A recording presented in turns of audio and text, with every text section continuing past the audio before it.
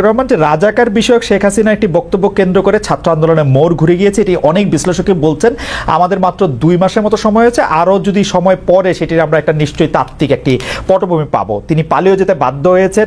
সম্প্রতি আমরা দেখেছি যে বৈষম্য বিরোধী যারা ছাত্র আন্দোলনের সমন্বয়ক রয়েছেন তারা বলছেন স্বৈরাচার শেখ হাসিনা বক্তব্যের প্রতিবাদে তারা নিজেদের রাজাকার বলেছিলেন। সেখানে তারা বলেছিলেন কে বলেছে স্বৈরাচার, কিন্তু রাজাকার বিষয়টি তারা ধারণ করতে চান না। কিন্তু আমরা দেখেছি যে জামায়াত ইসলামের বিভিন্ন সমাবেশে আমরা রাজাকার স্লোগান পাচ্ছি। এ থেকে আপনারা আসলে কি বার্তা দিতে চান? আমি আরো স্পেসিফিকলি বলি, সম্প্রতি টাঙ্গাইলে আপনার জনসভায় আপনার বক্তব্য চলাকালীন কর্মীরা স্লোগান দিয়েছে তুমি কে আমি কে, রাজাকার রাজাকার। আমি এটা শুনি নাই, আমি ছিলাম, আমি শুনি নাই। আপনি শুনে থাকলে আপনাকে ধন্যবাদ। এখানে আমার বক্তব্য একদম পরিষ্কার, জি একদম পরিষ্কার। দেখেন, রাজাকার যদি গালি হয়ে থাকে তাহলে এটা আওয়ামী লীগের মানে ক্রেডিটে পড়বে। রাজাকার যদি এটা বুলি হয়ে থাকে তাও আওয়ামী লীগ সৌভাগ্যবান। আওয়ামী লীগেরই মিনিস্টার আকম মুজাম্মল হক সাহেব, মুক্তিযোদ্ধা বিষয়ক মিনিস্টার, তিনি একটা তালিকা করেছেন রাজাকারের। সেখানে সবচেয়ে কোন দলের পাতে বেশি পড়েছিল? আপনি তো সচেতন সাংবাদিক, আপনি আমাকে একটু বলে সাহায্য করেন। আমি অবশ্য রাজাকারের তালিকা দেখি নাই, কিন্তু আমি শুনেছি যে এতে আওয়ামী লীগের অনেকেই সেই তালিকার মধ্যে অন্তর্ভুক্ত ছিল, যারা আওয়ামী লীগ পরে সক্রিয়। অনেকে না, যে তালিকাটা হয়েছে এটার 8 ভাগের 7 ভাগ তাদের একার পাতে পড়েছে। এটা কি এমন হতে পারে যে আপনাদের দলের লোকেরা আওয়ামী লীগে জয়েন করেছে, নাকি আওয়ামী লীগই করতো তার আগেও? তারা পরিষ্কার করলো না কেন? আমি জানি না, আমি জানি না, তারা হয়তো পরিষ্কার করতে পারতো। তাইলে যে দলে যেভাবেই হোক, যে দলে রাজাকার সবচেয়ে বেশি সেটা হবে রাজাকারের দল। ভালো হইলো তাদের ক্রেডিট, মন্দ হইলো তাদের লাইবিলিটি। কিন্তু আপনার দলের মধ্যে থেকে একটা আছে না একটা শফিকুর রহমান, আপনি আপনার রাজনৈতিক মতবাদ, রাজনৈতিক আদর্শ, আপনি যেভাবে চলছেন, যেভাবে বলছেন, তার বিপরীত আদর্শেরও অনেক কিছু কি আমরা আসলে দেখতে পাচ্ছি, যেটা অনেক সময় আপনার কাছে আমি জানি না কাম্য মনে হচ্ছে না। যেমন ধরেন ঢাকা বিশ্ববিদ্যালয়ে বহিরাগত বলে সম্প্রতি একটি ছেলেকে পিটিয়ে মারা হলো, বা তাকে চোর বলে এটি বলে জাহাঙ্গীরনগর বিশ্ববিদ্যালয়ে তো একজনকে মারা হলো, বলা হলো যে সে আসলে ছাত্রলীগের কর্মী বা নেতা। এই বিষয়গুলিকে আসলে আপনারা কিভাবে দেখছেন? মানে এটি কেন হচ্ছে বলে আপনার মনে হয়? আমরা মোটেই ভালোভাবে দেখি না। এটা যারাই করুক, এটা তারা সঠিক করে নাই। তাদেরকে আইনের আওতায় আনা উচিত, চিহ্নিত করে এরা কারা।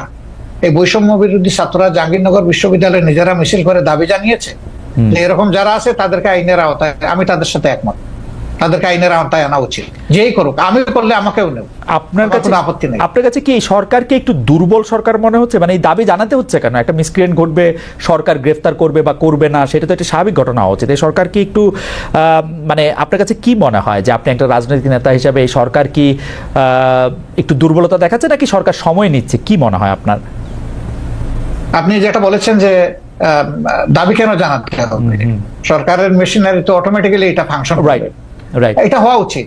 কিন্তু দাবিকেই প্রথম আগের নির্বাচিত বা পলিটিক্যাল গভর্নমেন্ট যারা ছিলেন তাদের কাছে বিভিন্ন দাবি মানুষ উত্থাপন করে না এই সমস্ত বিষয়, তাহলে এটাকে আমি আলাদাভাবে দেখবো কেন? এটা দেখার কোনো কারণ নাই। কিন্তু সামগ্রিকভাবে যদি আপনি বলেন, যেহেতু তারা কোনো রাজনৈতিক দল দ্বারা গঠিত বা জোট দ্বারা গঠিত সরকার নন, এবং যেহেতু 15.5 বছরের অনেক জঞ্জাল জমা হয়েছে, তাদেরকে সেই জঞ্জাল সরাতে গিয়ে তো অবশ্যই তাদেরকে এক্সট্রা এফোর্ট দিতে হয়েছে। এখানে দুর্বলতার কোনো ব্যাপার আমি দেখছি না, বরঞ্চ তারা আস্তে আস্তে ফাংশনিং হচ্ছেন এবং সামনের দিকে তারা আগাচ্ছেন। কিন্তু জনগণের প্রত্যাশা, আমারও প্রত্যাশা এর চেয়েও বেশি। অনেকেই বলছেন যে জামায়াতের, আমি যে প্রশ্ন দিয়ে শুরু করেছিলাম সেই প্রশ্নের প্রসঙ্গ ধরে আমি আসলে শেষ করতে চাই। অনেকেই বলছেন যে জামাতে ইসলামীর যারা কোর সাপোর্টার তারা আসলে নিয়োগ পাচ্ছেন খুবই খুবই খুবই খুবই খুবই যেগুলিকে বলে কি পয়েন্টগুলিতে, এবং ভবিষ্যতে বাংলাদেশের চেহারাটা কেমন হবে সেটি হয়তো জামায়াতে ইসলামী ঠিক করে দিতে চাচ্ছে বা ঠিক করছে। আপনার কাছেও কি সেরকম মনে হয় যে আপনারা একটা বড় ছক খাচ্ছেন, যেই ছকের মধ্যে আসলে বাংলাদেশের সাহিত্য, সংস্কৃতি, শিল্প, রাজনীতি এটি বা অর্থনৈতিক কাঠামোটিও একটি রূপ পায়, এবং সেটি জামায়াতের মতো করে একটি ছক? কি না, আমি এইভাবে দেখছি না, বরঞ্চ আমি দেখছি যে জনগণ হিসাবে যেই কম্পিটেন্ট হোক তার আসল জায়গায় যাওয়া উচিত। যদি একজন মানুষের পটেনশিয়াল থাকা অবস্থায় রাষ্ট্রকে সার্ভিস দিতে না পারে, তাকে যদি ডিপ্রাইভ করা হয়, তাইলে এই ডিপ্রাইভ লোকটা যে দলের যে ধর্মেরই হোক না কেন তার প্রাপ্যটা তাকে দেওয়া উচিত। এতে দুটো লাভ, সে তার প্রাপ্য পেল আর রাষ্ট্র একজন কোয়ালিটি মানুষের সার্ভিস পেল। এই দিক থেকে যদি একই দল থেকে মানে কোয়ালিফাই করে, সে ফর এক্সাম্পল মনে করেন যে গণ অধিকার পরিষদ, তাদের দল থেকেও যদি কোয়ালিফাইড মানুষ চলে আসে, আমার এখানে তো আপত্তি থাকার কথা না।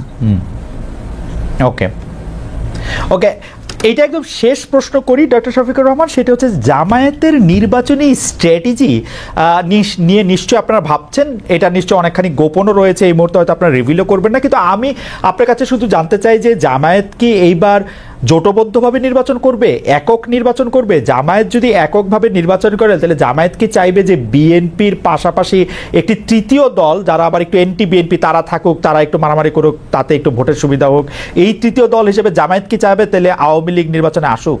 মানে আমরা এভাবে ইনফারেন্স টানতে পারি কিনা? না না, আমি তো আগেই বলেছি যে আওয়ামী লীগ কিভাবে রাজনীতি করবে আগে তারা ঠিক করবে।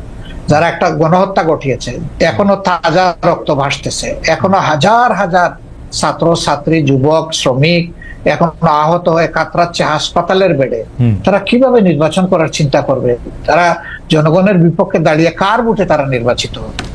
তারা তো জনগণের বিপক্ষেই দাঁড়িয়েছে, আগে তো এই জায়গাটা তাদের সেটেল করতে হবে। তারা এখন কিভাবে নির্বাচন করবে এটা তো আমার বুঝে আসে না। আর আমরা তাদেরকে প্রমোট করবো, এলাও করবো, প্রশ্নই উঠে না। কারণ এই 15.5 বছরের সবচেয়ে নির্যাতিত বড় নির্যাতিত দলের নাম হচ্ছে বাংলাদেশ জামাত ইসলামী। এই দলের একজন করে 11 জন শীর্ষ কেন্দ্রীয় নেতা, 2 জন সাবেক আমির সহ জুডিশিয়াল কিলিং বলেন আর যে পারপাসেই বলেন, অত্যন্ত মানে কনকক্টেড একটা ট্রায়ালের মাধ্যমে তাদেরকে শেষ করে দেওয়া হয়েছে, আর তো কারোই ক্ষতি হয়নি। কিন্তু 2 নম্বর হচ্ছে আমাদের সবগুলা অফিস ছিল সিলগালা করা। কিন্তু 3 নম্বর হচ্ছে যে আমরাই একমাত্র সৌভাগ্যবান বা দুর্ভাগ্যবান দল যাদের উপর ঝাল মিটাইতে গিয়ে আমাদের নেতাকর্মীদের বাড়ি বোল্ডোজার দিয়ে ভাঙা হয়েছে, এটা কিন্তু আর কারো বাড়িতে যায়নি। 4 নম্বর হচ্ছে যে এই আন্দোলনের সবচেয়ে ওয়ার্স্ট ভিকটিম আমরা, যে শেষ মুহূর্তে এসে আগস্টের 1 তারিখ আমাদেরকে নিষিদ্ধই ঘোষণা করে দিল।